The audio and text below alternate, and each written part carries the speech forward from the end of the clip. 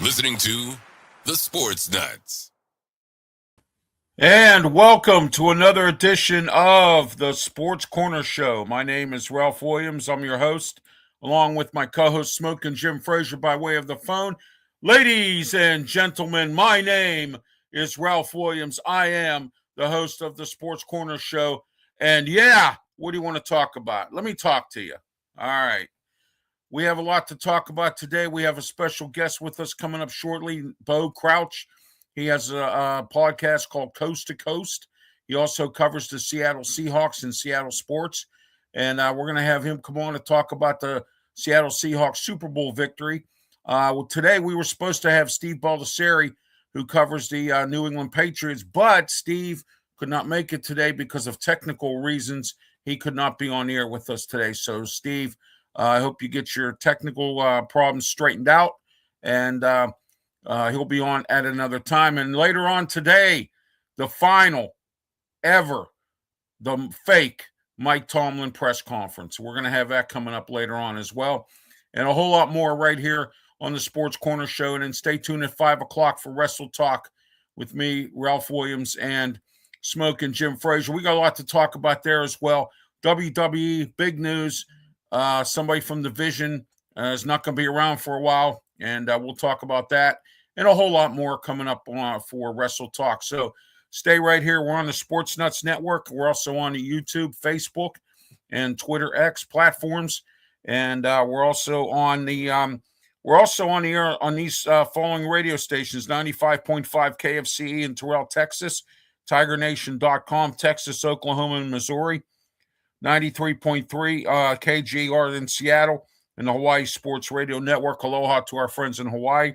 And we're also live on 107.5 The Ticket in Montgomery, Alabama, and AM 610 in Albuquerque, New Mexico, 105.5 FM The Roar in Easley, South Carolina, and WGR 550 AM in Buffalo, New York. And I want to thank all those folks for having us today here on the Sports Corner Show here on the Sports Nuts Network. All right. Smokin Jim, welcome. How are you today? It's great to have you. Oh, you know it, man. You know it. It's going to be a great show, as it always is here. So it's the big show. And let's bring up our special guest, Bo Crouch. Bo, from Coast to Coast podcast and several other shows that he does. And he also has covers Seattle sports. Yep. Bo, welcome to the show. Thanks for having me, guys. Good to see you. It's been a while. Yeah, it's been a while, Bo. But, I wanted to have you on today, talk with us about the Seattle Seahawks. I know the celebrations are in order in Seattle because they won the game on Sunday, the Super Bowl. and everybody's talking about commercials and everybody's talking about everything else, but we're going to talk about the game itself. And I thought that the game itself was not a bad game. It was competitive all the way till the fourth quarter when Seattle let loose and was able to get have some more scores. But go ahead, Bo. Your thoughts on this game and the season for the Seahawks? Yeah, I mean, obviously, great season for the Hawks. Especially when you figure most of this offense was newly put together. They had replaced parts of the offensive line. Obviously, most of the receiving core was new, a new quarterback. So, I mean, a lot of new pieces. And you can say the same for both sides. I mean, when you look at New England, they had 30 players that it was their first year with New England. So, I mean, both sides had a lot of new pieces. A lot to be happy with. And, I guess it just you got to feel good for Sam, right? Yes, absolutely. People kept doubting him all year. The whole 2 weeks leading up to the Super Bowl, people were nonstop talking about him seeing ghosts and, all of that kind of nonsense. So really good for him to dispel some of those old things and, come out of there with a ring. Absolutely. He got rid of some of the bad, what they call the bad smell from when he was with the Jets and some of the other teams. He did well in Minnesota when he was with Kevin O'Connell up there. And I think now Minnesota's sorry they got rid of him. I mean, that was a bust there because they were relying on J.J. McCarthy. You see where that went this year for the Minnesota Vikings. So, but Smokin' Jim, any questions for Bo? You there, Smokin' Jim? I hope we didn't lose him. Okay.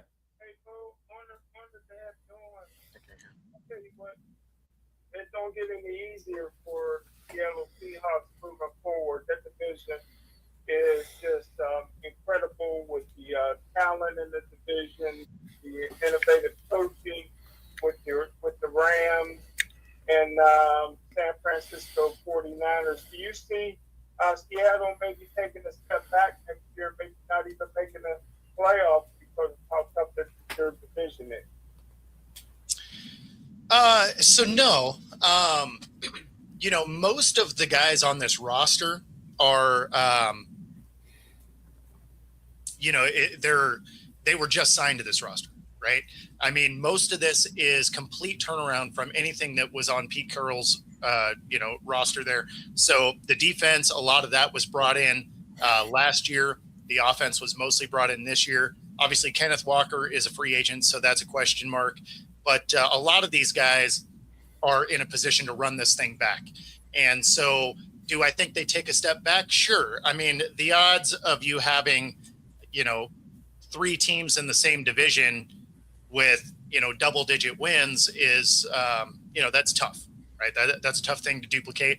I do think that you probably end up with that again. Seattle is – I don't see them taking a far enough step back to miss the playoffs. Could they be, could the Rams win the division? Sure. Right. I actually thought the Rams were going to win the division this year. I thought they were going to be a 10-win team and a wild card berth. I think they probably could be an 11 and 12 win team next year.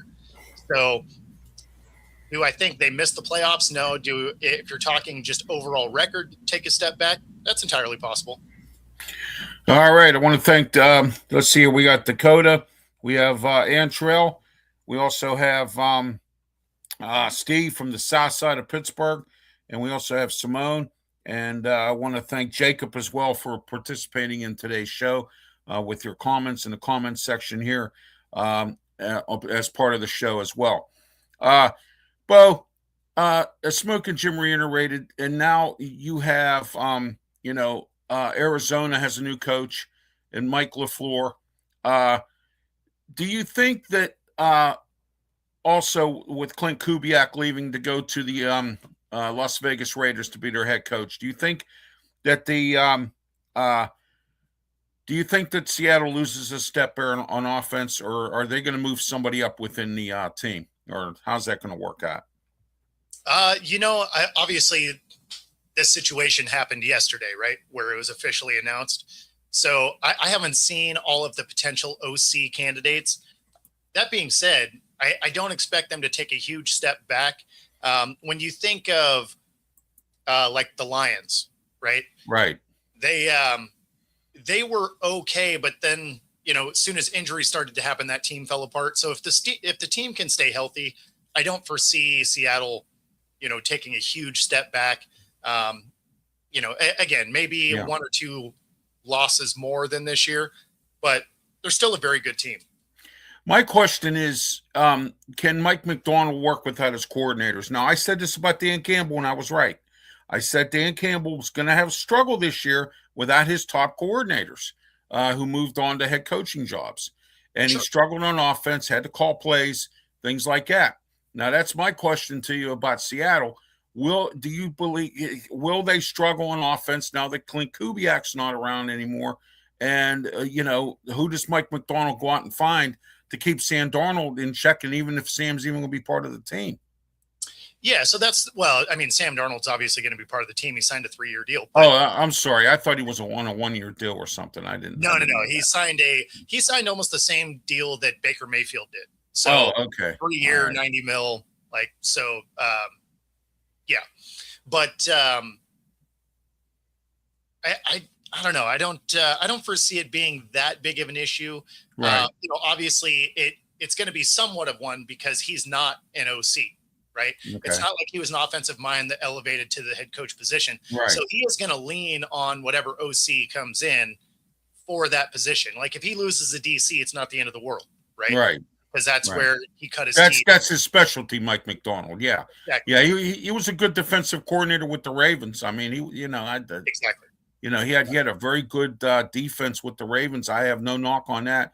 I was just kind of surprised that 2 years into head coaching, and he was in the Super Bowl. And, we saw what Liam Cohen did with Jacksonville this year, and Ben Johnson did with Chicago. I mean, guys coming in 1 and 2 years into the job, and they're doing, they're doing better than some other people. You know what I mean? It's the exact thing that Pete Carroll did. Yes. Yeah, exactly. So his second year in and boom, wins the Super Bowl. So, I don't know. It's encouraging to see where they're at.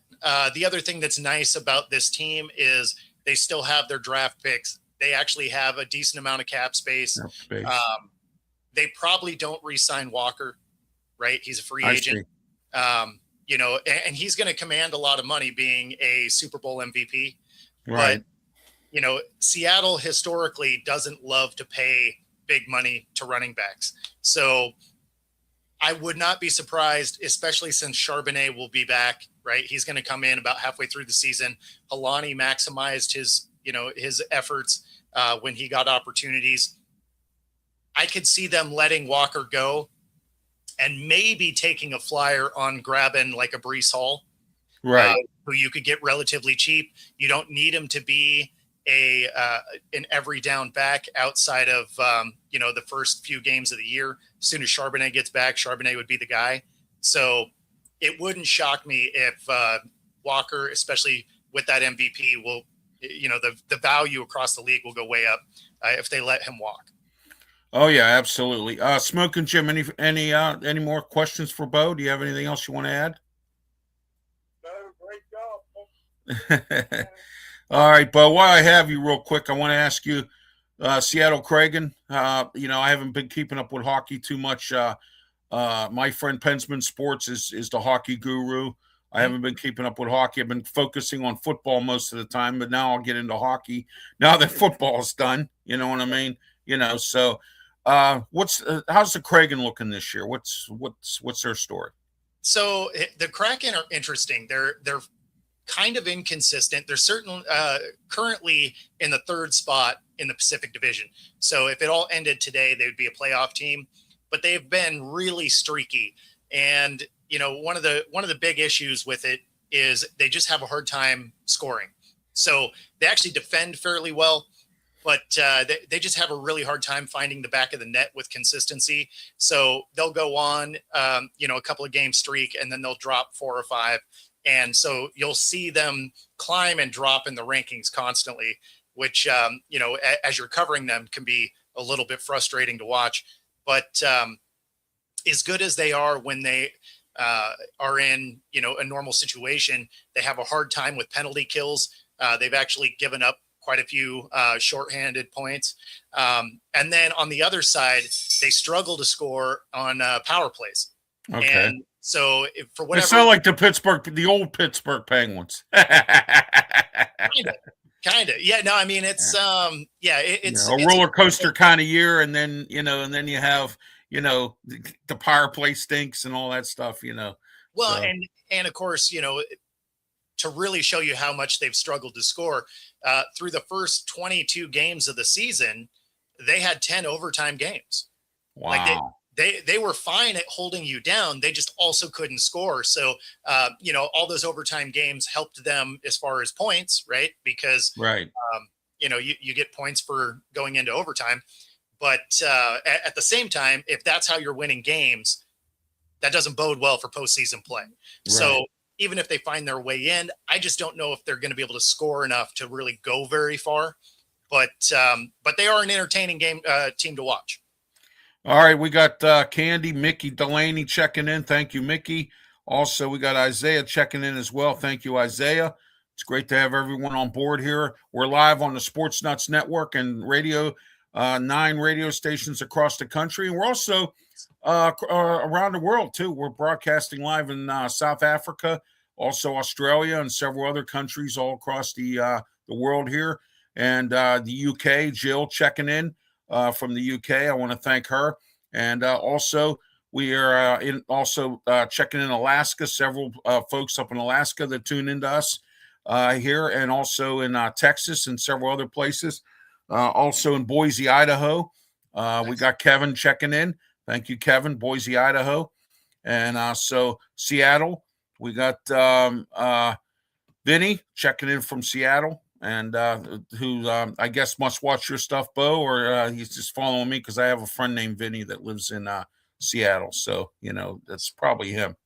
So, but anyway, Bo, tell us a little bit about your Coast to Coast podcast. I know you cover Seattle sports, and you're on several other podcasts as well, talking all different types of sports. Tell us a little bit about that. Yeah, so Coast to Coast is just a general sports show. It's a daily show, 7 a.m. Pacific time, and we cover all sports on that. But yeah, I mean, obviously, on my end personally, I am media credentialed for the NHL, WNBA, Major League Rugby, arena football. Wow, Major League Rugby. Ooh. Yeah, arena football. Wow. We haven't heard arena football in a while. Yeah. So I'm credentialed for a lot of stuff, Senior Bowl, all that stuff. Yeah. So, yeah, that's great. Working on my credentials right now for this season for the Mariners. So. Oh, there you go. What's the Mariners looking like this year, Bo, while we have you here? Well, I mean, we're not sure yet, right? Nobody's had to report. They're still 2 weeks out, a week and a half out from pitchers, catchers starting to report. And so, we'll see. They've made some moves, but nothing that moves the needle yet. So, I'm curious to see if there's going to be any new acquisitions. Maybe some people brought up from, AAA, anything like that. So we'll be watching close, but until they report, we don't really know what they have going on. I see. All right. Bo, why have you here? How much more time do I have you here for? I mean, we're good. We're good. Okay, good. All right, great. Okay, let's take a look at the 10 brand new head coaches in the NFL for 2026. And Smokin, Jim, do you have any final questions for Bo before we get into the new coaches? No, sir. All right. Let's start off with the New York Giants. John Harbaugh. What's your thoughts on that hire, Bo? Yeah, so I like that acquisition. There's some nice things on that roster. It's certainly an upgrade at coach. So I expect the Giants to be interesting, not necessarily good, but I expect them to be interesting. I can see them probably winning some games they shouldn't, losing some games they shouldn't. The division is going to be kind of open. The offense for the Eagles haven't looked particularly good. Dallas tends to get in their own way, and Washington was the oldest roster in the league, so they kind of aged out really fast. So they have a lot of work to do to kind of get that roster younger to be able to compete. So do I think the Giants are going to be great year one with Harbaugh? Probably not, but they're certainly going to be interesting. Oh yeah, absolutely. I believe they hired Greg Roman is their offensive coordinator there. So, Greg Roman's got a reputation. He's been around. So I think he might not do too bad there. I think John Harbaugh. Your thoughts, Smokin' Jim, on John Harbaugh with the Giants? You can't go wrong with a. It is really hard to hear him. Future Hall of Fame coach, bro. Oh, I know. I think it's a good hire. Okay, here's a strange hire. Atlanta fans and Bo, you and I know that Brandon Keeler and Matt Thomas of the Sports Nuts are very big Atlanta fans, Falcons fans. Kevin Stefanski, this is his second go-around as a head coach. Perhaps he might do better in Atlanta than anybody can do better anywhere than Cleveland.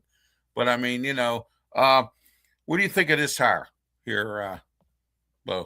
I like it. I mean, when you are with a franchise and your front office undermines what you're trying to do constantly, I don't know how effective you think your coach is really going to be. So, I mean, when they're dictating to you which quarterback you have to use, even though you specifically drafted a guy that fits the model you want to run, I don't know what the plan is there. So fast forward, now he's in Atlanta. He's going to be a much better coach there. There's no way he's just going to randomly forget that Bijan Robinson is on the roster like the last coaching staff did. Like there's entire games where he just wasn't involved, which is bizarre to me. So I think Stefanski is a huge step up. Plus, you got to keep in mind, Atlanta's division isn't exactly a juggernaut of talent. No, that's one of the worst in the league. I mean, the NFC South, you can get to the playoffs and be 8-9. Literally. I mean, it's Tampa Bay, I think, went to the playoffs. Correct me if I'm wrong. A couple of times, 9-8, 8-9. I mean, So they have, I mean, Tampa Bay went once with a losing record. Carolina went twice. And but yeah, I mean, so if you have the team that Carolina went this year, Carolina went. Well, and that's the second time they've done it with a losing record. With a losing record, right? But when you look at the roster of Atlanta, you put competent coaching in there. That's probably a couple more wins just off the top. Yeah, and Stefanski brought back his offensive coordinator from Cleveland, and I'm actually quite surprised he went with him, Alex Van Pelt, because I know for a fact there was some friction between the two of them. And it got so bad, Bo, that Alex Van Pelt actually sat down with Pat Narduzzi from Pitt, and they had a discussion because at the time before Pitt hired Cade Bell, that Pitt was looking for an offensive coordinator, and Van Pelt said, I got to get out of Cleveland. I can't deal with Stefanski no more. And then all of a sudden, somebody from the ownership group stepped up and I guess sat them down and said, boys, work it out. And I guess they worked it out. So I guess now, he's going to go down there and see what happens, so. And Rob, we're going over all the new coaching hires. Yeah, we are. We're going over all of them. Yep, exactly. So, Smokin' Jim, your thoughts on Stefanski with Atlanta? Two-time head coach of the year. That ain't too shabby, bro. That's it. All right, next. Is there a way to turn his volume up? Can't hardly hear. Yeah, I have it up as there. How about now? Try now, Smokin' Jim. Go ahead. Can you hear me a little better, Bo? Yeah, I just turned it up now. I don't know what's going on with his volume. Yeah, it's not really coming through. Okay, hold on a minute. Let me see what I can work with here. Hold on a second. And Rob, no, we haven't gone over anything like that. We just started the coach conversation. Oh, okay. All right. I'm sorry. I'm just answering your chat. Oh yeah. I'm sorry about that. I haven't got to them yet. So No, you're yeah, good. but I just anyway. figured while you were playing with the audio, I'd keep the thing moving. And yeah, you really can't hear the audio from the phone. All right, I don't understand what's going on with that, but All right, well, we'll go from there. All right, let's move on here. All right, let's get into I turned it up as far as I can go with it. I don't know how much more I can do it, but No we'll go worries. from there. All right, Jeff Hafley, Miami Dolphins. This was I kind of suspected he was going to get a head coaching job. I didn't know it was going to be with Miami. But Jeff Hafley's from Pittsburgh, coached at Boston College. Got out of college football because he didn't want to deal with the NIL anymore. Went to Green Bay, had a good defense there. I think Hafley's a smart guy. Coached under Dave Wannstedt and Pitt. And what do you think about Jeff Hafley there, Bo? It doesn't move the needle for me at all. Okay. So, you're looking at a Miami team that is in total a dumpster fire. It is. Literally. It is. They would have been better off to just keep McDaniels there for another year to see, what it is they could do. Because, as the team's currently constructed, he's stuck with Tua. He's stuck with Tua. Tyreek's gone. They might have to move Waddle. Like, this is a team that is falling apart. I don't know that moving into a new coach in a year that a third of the league gets fired was the right call. But here we are. So, if you're a Miami fan, you got to be kind of apprehensively looking at this as you may get way worse. Okay, hang on 1 second, Bo. I'm going to fix this sound issue with Smokin Jim here for a minute. Sounds good. And Rob, you're right. Anyone coaching Miami is inheriting a mess. You are 100% correct there. Miami is really just kind of a dumpster fire.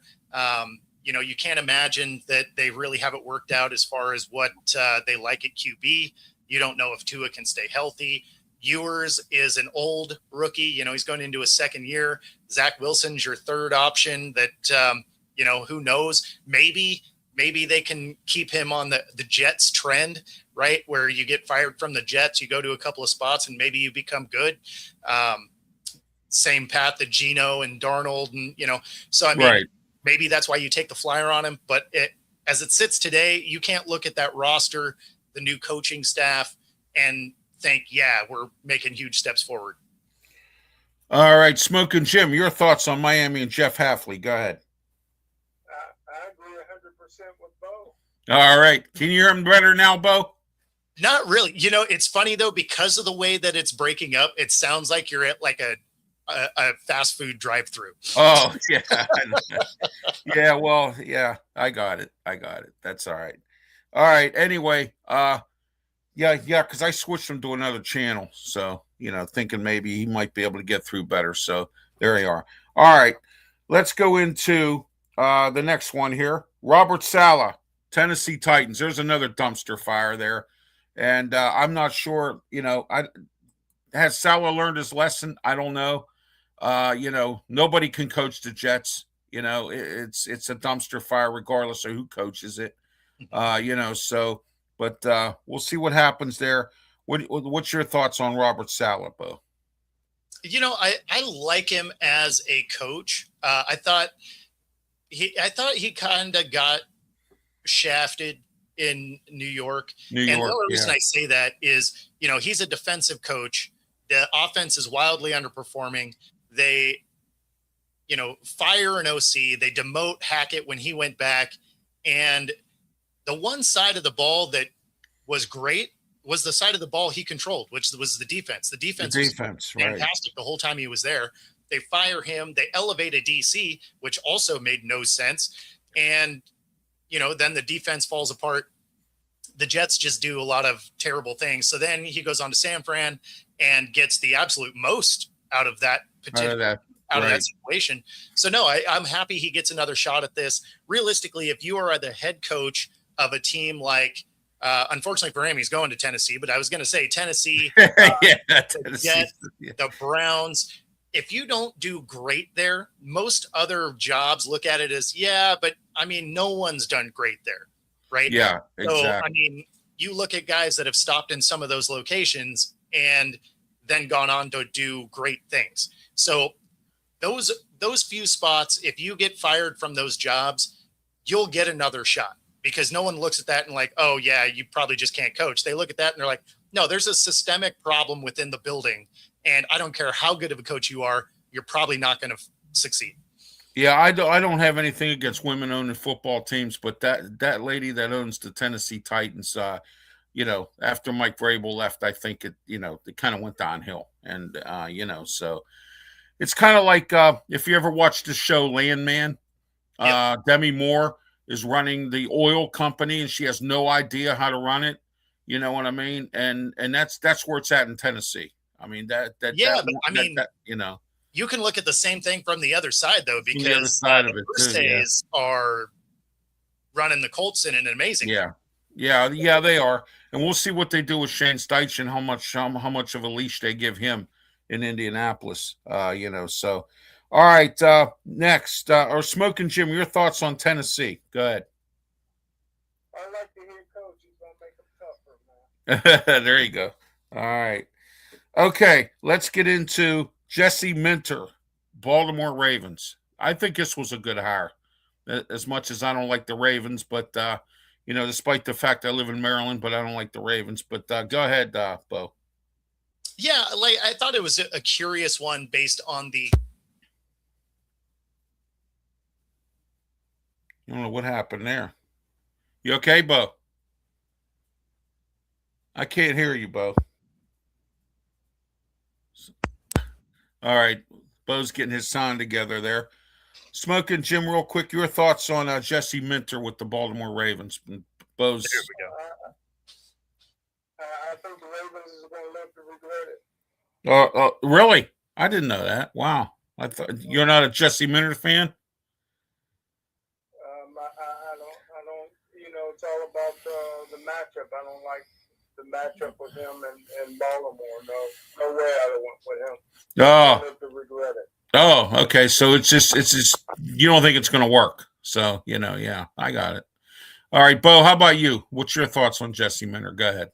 I thought it was a curious hire with some of the other people available. I think they didn't take the swing they should have. Because they interviewed some guys, including Kubiak, that I think they probably should have taken before this. So yeah, I'm with Jim here. I think that may not have been a great hire.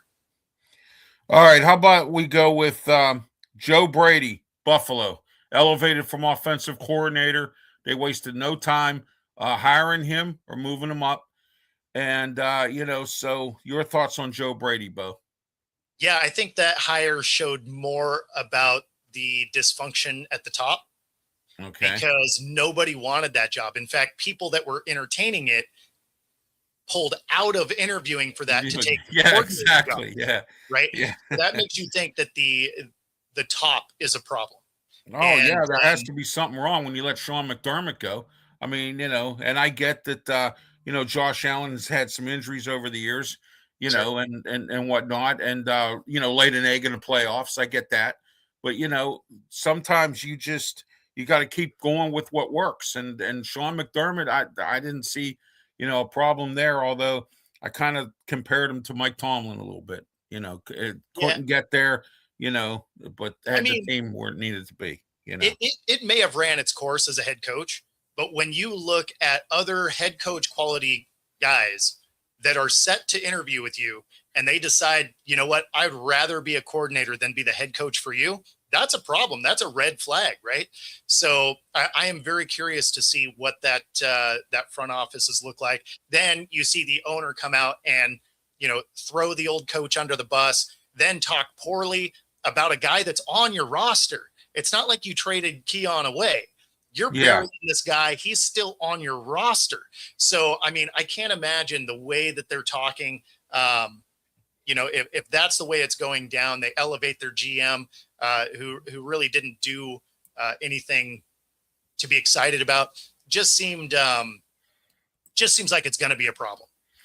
Oh yeah, it could be. I'm not sure. I mean, Joe Brady, he's a pretty decent offensive coordinator. I'm not exactly sure what he is as a head coach. We haven't seen anything out of him for that, so we're going to find out. It's going to be a learning curve, and we'll see where Buffalo goes with that. Smoking Jim, Joe Brady, go ahead.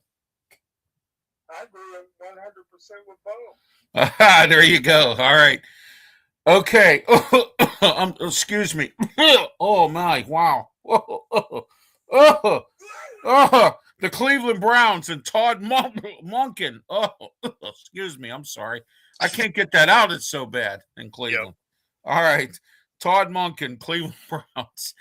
I got to do one of these, Bo. Yeah, I mean, that's the thing. Does it even matter who's coaching that team? I mean, it just, they go through coaches, they go through quarterbacks. I mean, they came out and said that they're going to give Deshaun Watson a real shot at getting that starting job. I mean, you can't walk into that job thinking, you know what, I'm going to be the difference here. I mean, you probably do in the back of your mind, and then you get in the building and you're like, well, I mean, at least they're going to fire me and I'm still going to get paid. Like that. That's all I can think of. Yeah. Well, Jim Schwartz wanted that job and they didn't give it to him. He wanted it. I mean, who wants that job? I mean, yeah, exactly.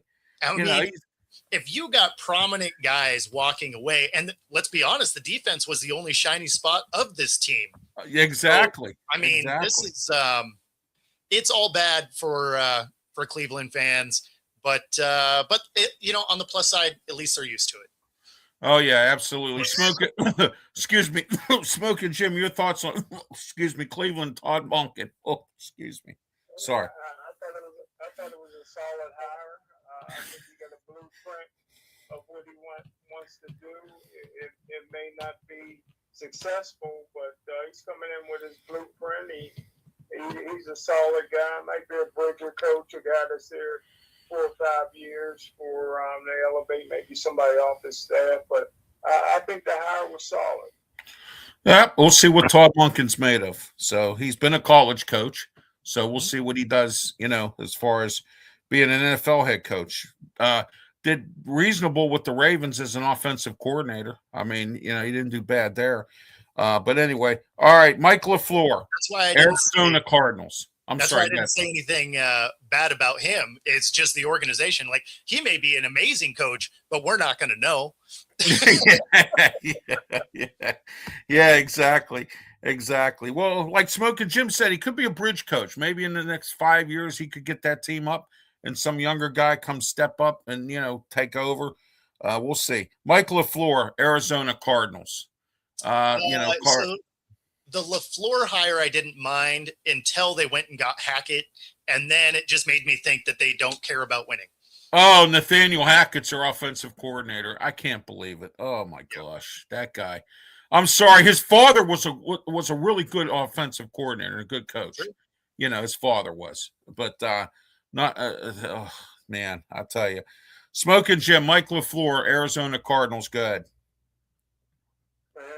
Toughest division in football. Yeah. Until they get their quarterback situation straightened out, they're not going to go anywhere. You got that right. Okay. Excuse me. The Las Vegas Raiders and Clint Kubiak. They waited. They got what they wanted, and here we are. Clint Kubiak. Do you think he follows in his father's footsteps and does a well of a job, or do you think that it's going to take him time to build this back up? The Raiders have been on a downfall for a long time here, so it hasn't been just recently. So they've made some bad hires there too. But go ahead, Bo. Yeah, I actually like this. If you're a Raiders fan, you're coming into a year where Kubiak's coming off winning a Super Bowl. The offense was the third best offense in the league. Then you go and you have the number 1 overall pick. You have the second most cap space. You have Crosby, and if you keep him, awesome. And if you don't, you're going to get at least 2 number 1s for him. You have 2 really great tight ends, a running back. I mean, there's a lot to like about this. Plus, you're going to have a patient owner. They signed him to a 5-year deal because you got to try and turn this thing around. And in that amount of time, you have KC that's going to be on the downside. because Yeah, we're KC's aging going to out. be. Oh, You absolutely. have Yeah. the Broncos about that same time are going to have to start paying people. And the Yeah. Chargers are the Chargers. You never really know what's happening there. So, I mean, the timeline for the Raiders with this hire and what they have in front of them, kind of works. If you're looking at them to be relevant, not this coming season, but the following, and then moving forward, just kind of building on it, that timeline works. Well, I got to say this: if Justin Herbert doesn't do better with Mike McDaniel there as offensive coordinator, then there's a problem there, obviously, because Mike McDaniel's a good offensive mind, and I think he'll be able to get Justin Herbert where he needs to be to finally get over the top with him. You know what I mean? As far as that goes, Kellen Moore was there too. But we'll see. I don't know. We'll have to wait and see on that one. Smokin' Jim, Las Vegas Raiders, Clint Kubiak. Well, Justin Herbert put up some of the greatest numbers in NFL history from start till now. Just because he can't beat Kansas City doesn't mean he's been a flop. But I think that it's going to be boom or bust with the Raiders. They're going to have to ride it out with the first pick overall. Yeah, Mendoza. If he's a boom, then that's a successful hire. If he's a bust, it's going to set the program back. He could be the next J.J. McCarthy. Who knows? You just never know. You just never know. And but they got to put all their eggs in the quarterback basket, and let's see where it goes. And again, the Raiders play in a pretty tough division.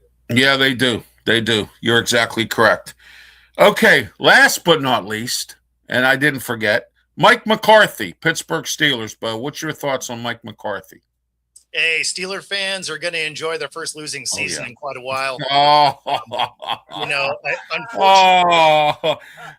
Smokin' Jim called, and I called this one. We wanted Mike McCarthy. I wanted Mike McCarthy, or I wanted Brian Flores for this job. That's who I wanted. I mean, no matter who got it for this year, they were destined to have a rough year because you have the most expensive, underperforming defense in the league.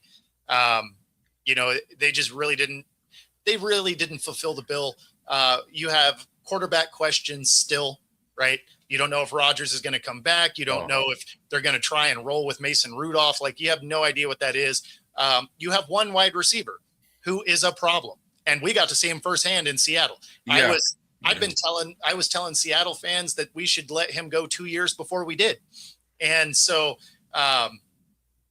unfortunately, there's just a lot of chaos in this particular year's Pittsburgh Steelers. So I expect them to be like a 7 or 8 win team as they try and figure out what it is they're moving forward. But yeah, I mean, McCarthy doesn't move the needle there at all because the roster just isn't that good. Yeah, well, my opinion is there are a lot of overpaid guys on defense that they probably need to ship out and get some draft picks. Either that or get some type of a reasonable player that's willing to come in here and play. They have Nick Herbig, at linebacker. They need to do something with him because he's getting disgusted. He wants to play. And, he's already made it known. He's already spoke up. He wants to play. And they got to do something here. They've got too much money involved in this defense, as you mentioned, and it's underperforming. And it's been going on for a while now. We'll see what happens with Patrick Graham as the defensive coordinator. Whole different setup. And from what I've heard, Queen wants out and Cam Hayward retired. So, I mean, like got there's so many questions and holes in this roster that unless you just, pull a rabbit out of the hat, I don't expect them to be a 1 year fix for this team. Yeah, I think Queen wants that because I believe that Queen probably thinks that, he's not going to get away with what he got away with Mike Tomlin. A lot of these guys came because of Mike Tomlin, to the team, I want to play for Mike Tomlin. And that's what happened there. And that could be the case. I mean, and if he wants out, that's fine. Goodbye. Toodaloo. You know what I mean? I mean, first couple and when good teams get rid of players, there's a reason for it. And when Seattle traded DK Metcalf to the Steelers, there had to be a reason. And I mean, there you go, right there. We saw it. Yep. 2-game suspension cost the team. And he was the man. I mean, the only man. You know what I mean? And so we saw that Patrick Queen. The Ravens maybe were right about him not being. They overpaid him there, and then he comes to the Steelers, and he had a somewhat of a reasonable year this year. TJ Watt's making what he's making, and Cam Hayward's the only one that's really done anything, pretty much. You know what I mean? Queen was fantastic with the Ravens, right? And he had an okay year with you guys. He actually was slated to be a Seahawk, and then decided to go to Pittsburgh. I bet he's kicking himself for that decision now. Yeah. Yeah, that's probably why he wants out too. You know what I mean? You guys are definitely in a rebuild now. So there is that. To answer Scott's question there, the best QB fit, this is going to sound weird, but because you're rebuilding and you could use a bridge guy, and of course, Rudolph's not that guy, right? Is if you spend a little bit of money on the interior of the offensive line and you get a cheap Derek Carr because he wants to come out of retirement, that could be interesting because he is a good passer of the football. He puts up a ton of yards. I mean, when you think of his time with the Raiders, his numbers actually weren't horrible. It's just they were the not. Raiders defense was god awful. And so if he ever made a mistake, it was an automatic loss. And so if you're looking at a bridge guy that you could get cheap, especially in a prove it type of deal because he's coming off of this injury, a Carr could be interesting. Oh, yeah. Somebody said Wilson. Oh, no, Russell Wilson. No. I'll be surprised if he's not in the booth next year. I don't know after his last couple of stops, as bad as they've been, I don't know if anyone takes a flyer on Russell Wilson again. No, I don't think so. I don't either. But his wife makes enough money to justify it. So, you know what I mean? He made enough money from the Broncos. The Broncos, he probably banked his money, and I don't blame him. I mean, I would too, That was the best contract for a player ever. He never even took a snap under that contract. I know, exactly, yeah. Oh, don't forget, what is it, June 1st or is it July 1st? That's Bobby Bonilla Day. That's when Bobby Bonilla gets his money every year from the Mets. Yeah, that's coming. That's coming to an end pretty soon, I think. Yeah, I think in the next 3 or 4 years, I think it's coming to an end. Yeah, Bobby Bonilla Day. So he's Russell Wilson Day. You know what I mean? I always think of that day as the cut date, right? yeah, exactly. March 1st. There you go, March 1st or whatever. Yeah, that's Russell Wilson Day. Yeah. All right, Smokin' Jim, Mike McCarthy. I already know your thoughts, but go ahead. Yeah, I just want to ask Bo. Bo, what were you guys seeing in Seattle with DK Metcalf that raised the red flags for you guys? Okay, so for everyone that's listening, if you couldn't hear him, he asked what raised the flags for DK. So the biggest thing is, he has a ton of talent, right? Like he's a physical monster. I found it weird that people kept comparing him to Megatron, and I know it was mostly because of his stature, right? Like he's just a big physical guy. The problem is he doesn't play like Megatron.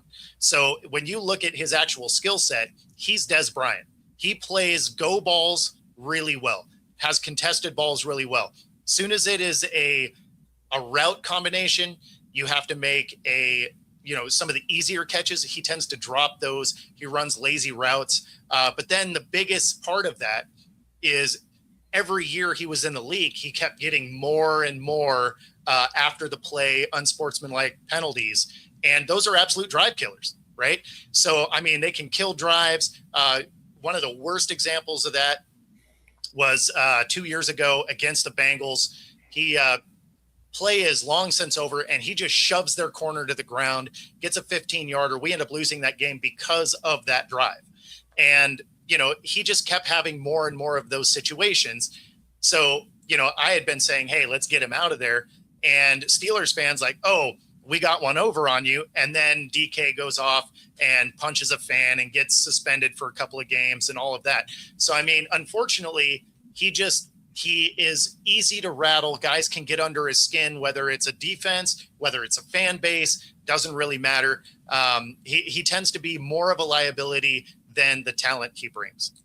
Yeah, I'm sorry. Robert makes a good point here about DK makes tough catches, easy catches, but Robert, he drops a lot of balls too. He dropped a lot this year. So his second part of that probably was meant to say can't make the easy catches. Can't make the easy catches. Yeah, well, there were a few that he didn't make exactly. Yeah, so, like they'll be right in the numbers, and he'll drop those. Oh yeah, absolutely. All right, Bo, thank you for being part of the program. We're gonna be moving on here. We got to get to the fake Mike Tomlin press conference, and then we got our wrestling show at 5:00. So, Bo, thanks for being part of the program. Smokin' Jim, any final thoughts or questions for Bo? Bo may be the best guest we ever had, man. Great job, Bo. All right, thank you. All right. Thank you, Bo. Appreciate it. Have yourself a great one, and check out Bo's Coast to Coast show on YouTube and some of his other broadcasting. And thank you again, Bo, and have yourself a great one. And please stay warm. It's actually beautiful here in Seattle, so that is nice. Thanks again for having me on. Always fun to hang out. Take it easy, guys. Right. Have a great one, Bo. We'll have you on again. Thanks. All right, that was Bo Crouch from Coast to Coast Podcast. Smokin' Jim, your thoughts on Bo, and we're going to get to coming up the fake Mike Tomlin press conference.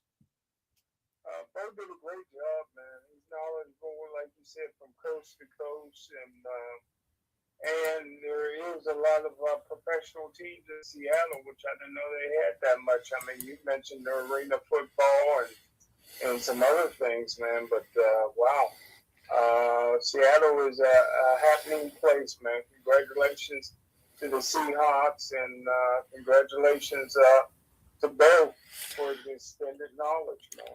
All right. We'll be right back in 1 second here.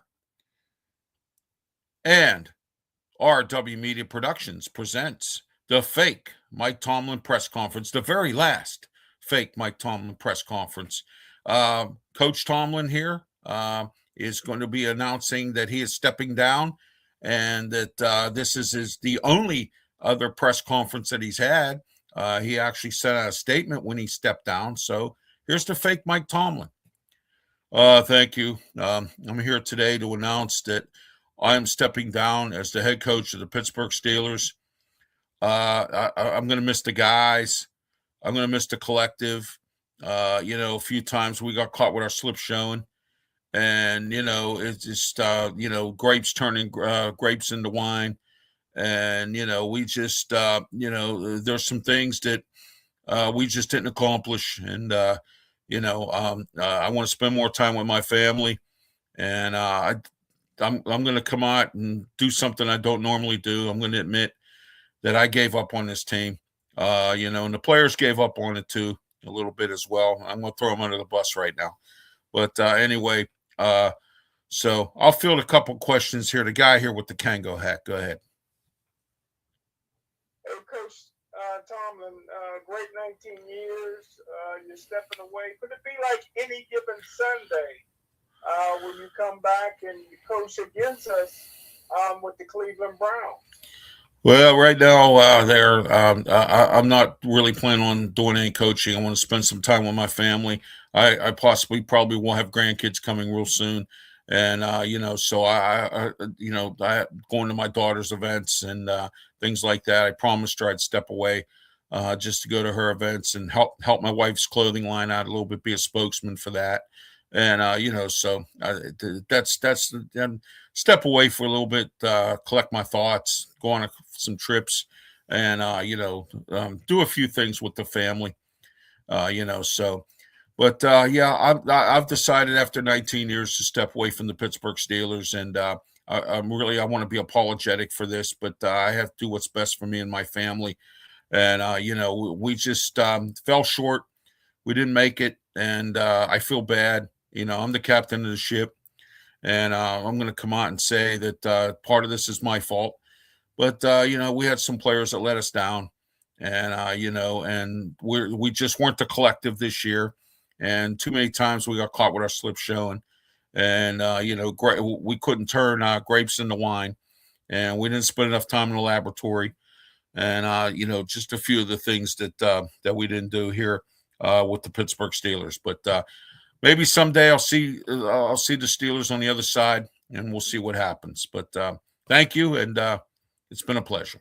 All right. That was the fake Mike Tomlin press conference, and it was great to hear from the fake Mike Tomlin as he stepped down as the coach of the Pittsburgh Steelers. This is the very first time he's actually made a statement because of the fact that he didn't make any kind of statement. He just sent out a written statement. He didn't, hold a final press conference announcing he was stepping down like Bill Cowher did, Chuck Noll did, and some of the other ones. But Smokin' Jim, your thoughts on what the fake Mike Tomlin had to say? I'm glad we finally heard from the coach. Yeah, exactly. Yeah. I thought it was BS that he didn't have a press conference, but I wanted to present to him. I didn't get a chance to, but I wanted to present to him the last ever Pittsburgh press Post-Gazette. Oh, yeah, there you go. Hey, you know what? Bill Cowher gave him a can of Iron City beer. And you know what's funny? He kept it on his mantle and never opened it. Well, actually, that was passed on from Chuck Noll. Chuck Noll, yeah, to Coach Cowher, yeah. Now, Coach Cowher to Mike Tomlin, and I'm sure Mike McCarthy drank it. No, not at all. Not at all. So, all right, Smokin' Jim, any final thoughts before we wrap things up here today? I want to let everyone know the USA is up on Canada 5-0 in the hockey game in the Olympics. And I also want to send my prayers out to Lindsey Vole, who the downhill skier who crashed and burned. She had some injuries, and sad to hear that she crashed and burned. And so it was just a crazy situation with her. She had an ACL tear, and she was wearing a knee brace to begin with, and she fractured that ACL leg again and had to have emergency surgery. So, but I want to send my prayers out to her family as well. And I want to congratulate her for her wit and courage to come into this. I used Kurt Angle as an example of this. Kurt Angle went in, he wrestled with an injured neck, and he won the gold medal. Lindsey Vaughn was trying to do the same thing, and, Lindsey Vaughn just couldn't do it. And, sometimes you come up short like that, but I got to give her credit where it's due. At least she participated and did try with an injury to do this. All right, Smokin' Jim, any final thoughts here before we wrap it up and get ready for Wrestle Talk? Well, that was great what you said about Lindsay. I thought that was a selfish act for going. I know you compare it to Kurt Angle, but he was 21 years old, never been to the Olympics. She had a lot of Olympic experience. She's 44 years old. Yeah. We knew how it was going to end. There's no way a doctor should allow her to go in and be a downhill skier with that knee injury. But again, I thought it was selfish on her part. I thought that the doctors did a very poor job. There's no way she should have been cleared. She could have got killed, man. Yeah, oh yeah, I know. Crashing like that. Yeah. This ain't evil from evil, man. No. This is the Olympics, and no doctor should have been able to clear her. Yeah, I'm surprised the Olympic committee doctors or somebody with the Olympic doctors didn't step up and say, you can't do this. You know what I mean? And you are right about that. Perhaps maybe the Olympic committee or the Olympic doctors or whoever's in charge of this medical situation kind of laid an egg here a little bit. I didn't think of it in that perspective, but I'm glad that you brought it to my perspective on that. I think you're right. I think the Olympic doctor should have said, sorry, you just can't do this. It's not going to work. You're not cleared, but I did use Kurt Angle as an example because he did it with an injured neck, but you're right. she's double the age of Kurt Angle. She's 44 years old. Kurt Angle was 21. So I mean, it's a whole different age difference. She's been to Olympic competition. She's been doing this for a while, and she's had some injuries too. So, all right, Smokin' Jim, we're going to wrap it up right now. It's time to close up the show. Thank you for watching and listening on our radio station affiliates as well. And until next Tuesday, for Smokin' Jim Frazier, I'm Ralph Williams. Stay tuned. Coming up next, Wrestle Talk with myself and Smokin' Jim Frazier.